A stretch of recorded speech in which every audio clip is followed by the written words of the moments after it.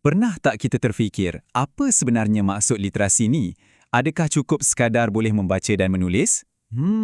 Dalam kupasan kali ini, kita akan lihat literasi dari sudut yang berbeza. Bukan sebagai satu subjek, tapi sebagai sebuah jambatan pemikiran. Betul, jambatan yang menyambungkan apa yang murid baca kepada apa yang mereka betul-betul faham. Okey, ini dia perjalanan kita. Mula-mula, kita akan pecahkan satu mitos besar pasal kelancaran membaca. Lepas tu, kita cuba faham apa yang berlaku dalam otak kita dan kita akan bedah siasat dua tonggak utamanya, membaca dan menulis. Kemudian, kita akan tengok kesan gelombang literasi ni dan akhir sekali, kita sentuh sikit peranan penting kita sebagai pendidik. Baiklah, jom kita terus ke persoalan paling penting. Kalau seorang murid tu boleh membaca dengan sangat lancar tanpa tersekat-sekat langsung, adakah itu bermakna dia dah betul-betul cilik huruf? Jawapannya, mungkin akan mengejutkan anda. Mesti kita semua pernah nampak situasi macam ni dalam kelas kan? Ada seorang murid, bila disuruh baca, lancar betul. Sebutan jelas, intonasi pun sedap didengar. Nampak macam dah pro. Tapi, bila kita tanya soalan mudah, okey, cuba cerita balik apa yang awak baca tadi. Terus senyap, terkebil-kebil. Inilah dia, jurang besar antara lancar membaca dengan faham apa yang dibaca. Jadi, inilah dia kuncinya. Literasi ni bukan skill teknikal semata-mata. Ia adalah sebuah jambatan pemikiran. Cuba bayangkan, jambatan inilah yang menghubungkan teks dengan makna dengan cara kita berkomunikasi, dan paling penting, ia membentuk cara kita berfikir dan menilai dunia sekeliling kita. Jadi, kalau literasi ni bukan sekadar soal mekanikal, apa sebenarnya ia? Jom kita tukar sikit cara kita pandang literasi. Kita tengok ia sebagai satu proses yang sangat aktif yang berlaku di dalam otak kita. Bayangkan literasi ni macam satu kitaran. Ada 3 langkah mudah. Mula-mula, ada input. Ini masa mata kita nampak huruf, nampak perkataan. Kemudian, masuk fasa kedua, fasa proses. Yang ni paling penting. Inilah masanya otak kita mula bekerja keras. Bertanya soalan-soalan macam, apa maksud ayat ni? Kenapa penulis guna perkataan ni? Inilah pemikiran kritis. Dan akhirnya barulah ada output. Bila kita dah proses semua tu, kita pun boleh sampaikan balik idea tu. Input, proses dan output. Itulah kitaran literasi yang lengkap.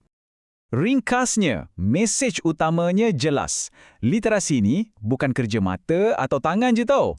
Ia adalah kerja otak, kerja minda. Satu proses berfikir yang aktif setiap kali kita membaca dan setiap kali kita menulis. Okey, sekarang kita dah faham konsep besarnya. Jom kita zoom in sikit pada dua tonggak utama literasi, membaca dan menulis. Kita nak tahu, apa sebenarnya yang terjadi di sebalik tabir bila seorang murid tu membaca atau menulis? Cuba bayangkan aktiviti membaca ni macam sebuah iceberg. Apa yang kita nampak dekat atas permukaan air tu hanyalah sebahagian kecil je, iaitu kebolehan murid tu kenal huruf dan sebut perkataan. Tapi, bahagian yang paling besar, yang paling penting sebenarnya tersembunyi di bawah air. Di sinilah kerja-kerja berat berlaku. Faham makna, tafsir mesej dan nilai apa yang dibaca. Inilah enjin kepada proses membaca. So, bahagian bawah iceberg tu kita boleh pecahkan kepada 3 peringkat. Peringkat 1, pengenalan teks. Ini yang asas, kenal huruf, boleh sebut perkataan. Peringkat 2, kita menyelam lebih dalam sikit, kefahaman bacaan. Maksudnya, faham apa yang tersurat dan apa yang tersirat. Dan peringkat paling dalam sekali, interpretasi dan penilaian. Dekat sini, murid bukan setakat faham, dia dah boleh buat penilaian sendiri. Contohnya, lepas baca cerita si Tanggang, dia boleh kata, pengajaran cerita ni, kita kena hormat mak ayah kita. Nampak tak bezanya? Baiklah, selesai bab membaca. Jom kita beralih ke tonggak kedua pula, menulis. Macam membaca tadi, menulis ni pun selalu orang salah faham. Ramai ingat menulis ni kerja salin menyalin je, tapi sebenarnya jauh sekali. Menulis adalah satu proses pemikiran dan kreativiti yang sangat aktif. Ia bukan pasal menyalin perkataan, tapi pasal mencipta makna. Proses menulis ni pun ada evolusinya, macam tangga yang kita kena panjat. Anak tangga pertama, penguasaan mekanis. Ini benda-benda asas, pegang pensel, ejaan betul, tulisan kemas. Bila dah lepas tu, kita naik ke anak tangga kedua, pembinaan ayat. Dekat sini, kita belajar susun perkataan jadi ayat yang gramatis. Dan puncaknya, penyampaian idea. Inilah tahap di mana seseorang tu boleh guna tulisan untuk luahkan idea atau cerita yang betul-betul boleh bagi kesan pada pembaca. Okey, kita dah faham apa itu literasi yang sebenar. Sekarang, soalan besarnya, kenapa benda ni penting sangat? Sebenarnya, impaknya jauh lebih besar daripada yang kita bayangkan. Ia macam baling batu dalam air, dia akan cipta satu kesan gelombang. Kesan gelombang ni bermula dari pusatnya, murid itu sendiri. Bila literasi dia mantap, keyakinan diri dia pun naik. Subjek lain macam sains dan matematik pun jadi lebih mudah. Lepas tu, gelombang ni sampai kepada guru. Bila murid faham, mudahlah kerja guru.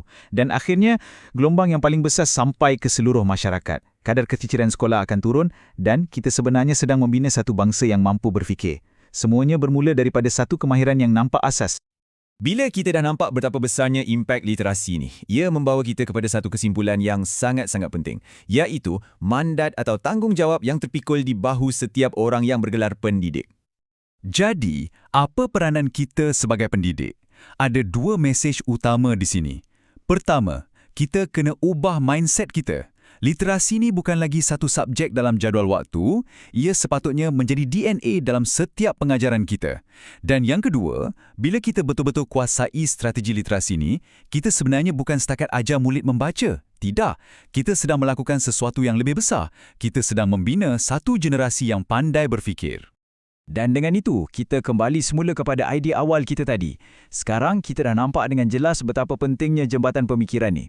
Jadi, soalan terakhir untuk kita semua fikir-fikirkan ialah, apakah satu langkah kecil yang boleh kita ambil bermula hari ini, tak kira sebagai guru atau ibu bapa, untuk pastikan setiap anak di negara kita ni boleh melintasi jembatan pemikiran ini dengan jayanya? Fikir-fikirkan.